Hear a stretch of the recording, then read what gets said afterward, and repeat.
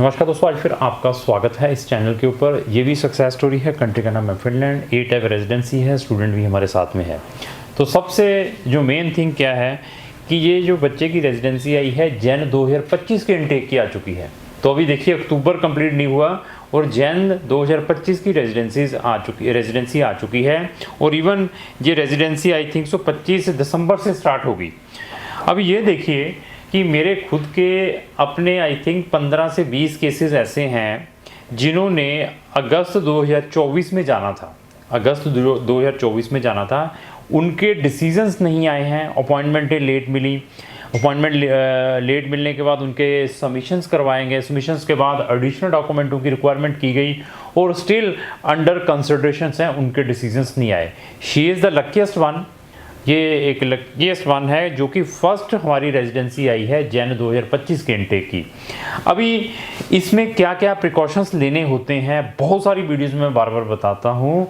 अगर आपने फिनलैंड जाना है, अगर आपका एडमिशन आ चुका है तो आप इमीडिएटली फीस ट्रांसफ़र करें, इमीडिएटली बैंक स्टेटमेंट दें, इमीडिएटली क्राउन इमिग्रेशन हमारी कंपनी आपका रेजिडेंसी परमिट अप्लाई करेगी।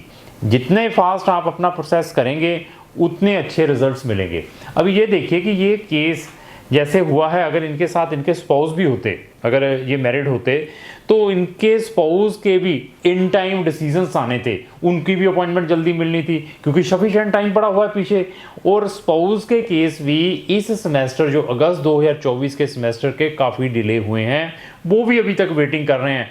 उनका जो मेन एप्लीकेंट ऑलरेडी फिनलैंड में पहुंच चुका है और स्पाउस अभी तक उनके रिजल्ट्स नहीं आए, जिनके सबमिशंस करवाई उनके रिजल्ट्स नहीं आए।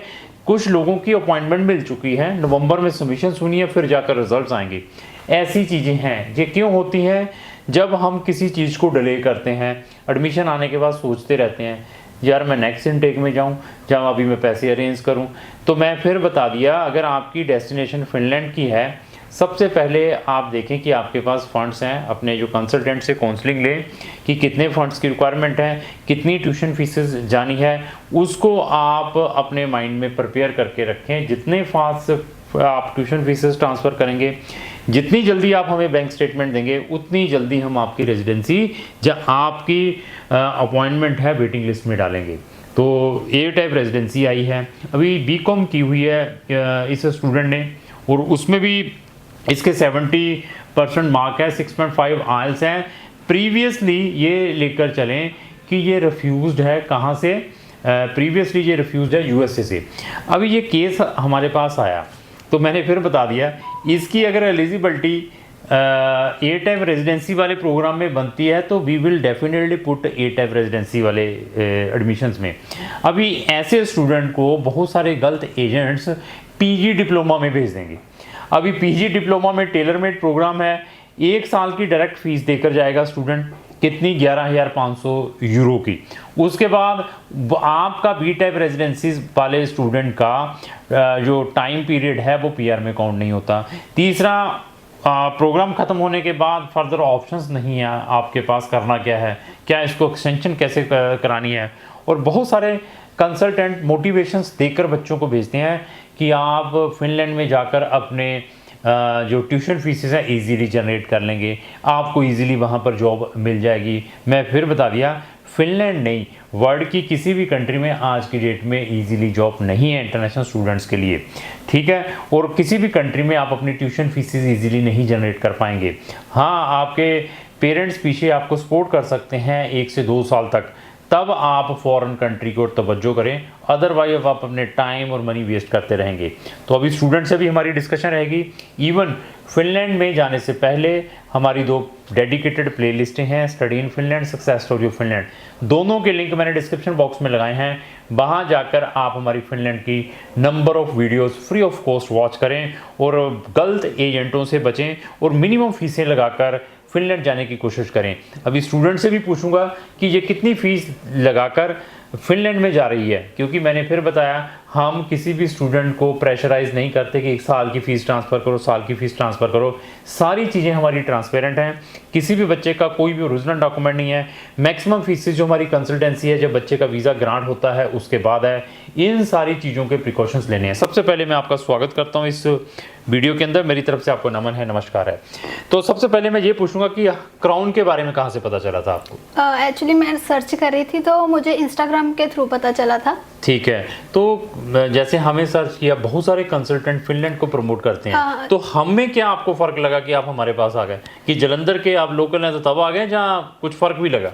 नहीं सर, कुछ फर्क लगा था। जैसे मैंने आपकी काफी सारी प्लेलिस्ट देखी, सभी कंट्रीज की देखी, तो उसके बाद मैंने मैम से कांटेक्ट किया व्हाट्सएप के थ्रू। फिर उन्होंने मुझे कुछ और कंट्रीज सजेस्ट की, तो फिर मैंने जहाँ विजिट करने के बाद फिनलैंड को चूज किया। ठीक है, तो हमसे जुड़े हुए कितना टाइम हो चुका है आपको? मैंने मैम से जुलाई के लास्ट में कांटेक्ट किया था। ठीक है, जुलाई में देखो कांटेक्ट किया था, अभी अक्टूबर में देखो इनके भी आ गए एडमिशन वीज़ा। तो अभी ऐसे भी स्टूडेंट हैं, तो मैंने फिर बता दिया कुछ। अभी कल वीडियो बनाई थी मैंने एक सक्सेस स्टोरी की, उस बच्चे को 1 साल लग गया। इवन उसका वीज़ा लाटविया का हमारे थ्रू अप्लाई रिफ्यूज़ भी हुआ, यूएसए का भी रिफ्यूज़ था। पेशेंस भी चाहिए। अभी मैंने इनको ऐसा को मोटिवेशन नहीं दिया होगा गारंटी, आपको हमने गारंटी भी वर्ड यूज़ किया था, गारंटी से करा कर देंगे काम, ऐसा नहीं सर, ऐसा तो कुछ नहीं कहा था। बस आपने पेशेंस रखने के लिए कहा था कि हम करवा कर देंगे, अगर इस कंट्री का नहीं तो किसी और का जरूर करवा कर देंगे। तो आपने ट्यूशन फीस कितनी ट्रांसफर की है यूनिवर्सिटी, 1 सेमेस्टर की या 1 साल की? 6 मंथ्स की ट्रांसफर कितनी फीस है इंडियन रुपीज़ में, जहाँ यूरो में कुछ आइडिया हो? 5 लाख है। 5 लाख रुपए देखो इन्होंने फीस ट्रांसफ़र की है। मैं ऐसे फिर बता दूं कि हमारे अप्रोक्स 15 से 20 स्टूडेंट्स के एडमिशन आ चुके हैं, जैन इनटेक के भी। उनमें से कुछ बच्चों ने फीसें ट्रांसफ़र कर दी हैं, कुछ बच्चों को हमने वेटिंग में भी रखा है। तो ये देखिए कि कितना फास्ट है। इवन कुछ बच्चों के हम एडमिशन वेट भी कर रहे हैं, कुछ यूनिवर्सिटीज़ के जिनके रिजल्ट्स आने हैं। अभी जॉइंट एंट्रेंस एग्ज़ाम भी होना है जैन इनटेक वाले बच्चों का, जिन्होंने जॉइंट एंट्रेंस एग्ज़ाम के थ्रू एडमिशन लेना है। कुछ डायरेक्ट यूनिवर्सिटीज़ भी थी, उनमें भी डाला हुआ है, तो उनका भी जो रिजल्ट्स आएंगे हम आप तक जरूर लेकर आएंगे। ऑफिस का माहौल या स्टाफ का माहौल कैसा लगा? बहुत अच्छा। ऐसा तो नहीं है कि यहाँ पर एजेंटों वाला माहौल है? जैसे आपने प्रीवियसली कहीं से वीज़ा रिफ्यूज है आपका? हाँ, यूएसए का। हम में और उस एजेंट्स में कोई फ़र्क लगा हो जहाँ से प्रीवियसली यूएस का अप्लाई किया था? जी, यहाँ पर जो मेरे कंसल्टेंट है भारती मैम, काफ़ी अच्छे से गाइड किया। जैसे मेरी सप्लीमेंट्री आ गई थी तो उन्होंने जो डॉक्यूमेंट्स चाहिए थे काफ़ी अच्छे से मुझे तो जो सप्लीमेंट्री आई थी, क्या सप्लीमेंट्री का हमने इमीडिएटली रिप्लाई दे दिया था कि सारे डॉक्यूमेंट मंगवाए थे? सबसे पहले हमने आपसे पहले आपने सभी डॉक्यूमेंट्स मंगवाए थे, बैंक स्टेटमेंट्स, फादर की, ब्रदर की, मेरी, और कुछ शेयर मार्केट के थे, सभी कुछ आपने मंगवाया था। ये देखिए कि इस बच्चे की भी सप्लीमेंट्री आई थी, जिसको हम मिग्री जब एडिशनल डॉक्यूमेंटों की रिक्वायरमेंट करती है तो उसका रिप्लाई कैसे देना है। जब हमने सप्लीमेंट्री सबमिट करवा दी ऑनलाइन, तो उसके बाद कितने दिन के अंदर रिजल्ट आया पता आपको कुछ?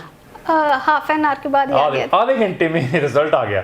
तो लेकिन सप्लीमेंट्री भेजने में हमें 8-10 दिन जरूर लगे। उसके पीछे रीज़न क्या था कि मुझे इनके सारे के सारे जो अकाउंट्स है उसको रिकंसील करना, देखना था सारा के सारा कि कहाँ से फंड्स आ रहे हैं, कहाँ पर जा रहे हैं। तो उसका भी हमने रिप्लाई दिया। तो अभी आते हैं हमारी फीसों के ऊपर और ट्रांसपेरेंसी के ऊपर। ट्रांसपेरेंसी कितनी है हमारे काम में? 100%। कोई ऐसा तो नहीं कोई चीज हाइड करते हैं हम स्टूडेंट्स? कुछ नहीं, भारती मैम साथ ही साथ बता रहे थे सब। जहाँ से कोई रिजेक्शन आती है, जहाँ कहाँ से कुछ आता, सारा कुछ है। तो अभी ओरिजिनल डॉक्यूमेंट, क्या हमने आपके कभी ओरिजिनल डॉक्यूमेंट लिए ऑफिस में? नहीं। ये रेजिडेंसी परमिट जो था आपके घर के एड्रेस पर डिलीवर होना था या हमारे ऑफिस पे डिलीवर होना था? वैसे कुछ आइडिया, आपने कौन सा एड्रेस दिया था वहाँ पे? वहाँ पे वैसे उन्होंने पासपोर्ट वाला ही सभी का वही लिख रहे थे। ठीक है, तो उन्होंने पासपोर्ट वाला ही लिख लिया था। तो उसमें भी हम ओपन हैं। अगर आप बच्चा कार्ड अपने घर में डिलीवर करना चाहता अपने में कर सकता है, कहे मेरा वहाँ पर कुरियर सर्विस नहीं है वो भी। तो अभी आते हैं फीस। जब आपने अपना केस हमसे स्टार्ट किया था कितनी फीस ली थी? हमने स्टार्टिंग में 15,000। तो बाकी फीस हमने कब लेनी थी, कैसे लेनी थी? बाकी 15,000 ऑफर लेटर के बाद थी, बाकी वीज़ा के बाद थी ऐसे। तो देखिए ये सारी चीज़ें आप चेक करें जब भी आपने किसी भी कंसल्टेंट के थ्रू अप्लाई करना है, कितना ट्रांसपेरेंट है आपके केस में। तो जब आप एम्बेसी में गए थे वहाँ पर कोई इंटरव्यू हुई थी?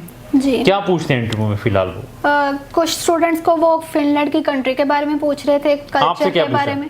मुझसे बैंक स्टेट के बारे में पूछा था उन्होंने कि फंड्स कहाँ से आए हैं और ये आपने पैसे कहाँ पे यूज उसके बारे में हमने आपको एम्बेसी भेजने से पहले टिप्स दिए थे। हाँ, वो सब कुछ आपने पहले ही बताया था। तो ओवरऑल एक्सपीरियंस कैसा रहा आपका हमारी टीम के साथ? काफी अच्छा रहा। तो देखिए कि भी इनका एक्सपीरियंस बहुत अच्छा रहा। इन केस आपका केस रिजेक्ट हो जाता तो then but will be your situation, तब आप क्या सोचते? तभी आपके पास ही आना था किसी अच्छा और चलो country शुक्र है इन्होंने कहा कि हमारे पास आना। मैंने फिर बताया पेशेंस वर्ड मैंने कहा है, पेशेंस रखें। ये केस ऑर्डिनरी नहीं है, 6.5 आइल्स है, 70% मार्क्स है बच्चे के बीकॉम में, तो इसके लिए नंबर ऑफ ऑप्शंस हैं। बट रिजेक्शन के बाद ऑलवेज सक्सेस आपका वेट करती है। जब आप कहीं पे सक्सेस नहीं होते हैं, फेल्यूर फेल्यूर फेल्यूर, एक दिन आपकी सक्सेस जरूर आएगी अगर आप पॉजिटिव हैं और एफर्ट्स करते रहेंगे। तो क्रॉन एजुकेशन अपने चैनल पर इस टाइप की number of success stories regular डाल रही है। अगर आप उनको वॉच करना चाहते हैं तो हमारे साथ जुड़े रहें। अगर आपको जो मेरी वीडियो अच्छी लगी इसको लाइक एंड शेयर करना ना भूलें। Thank you.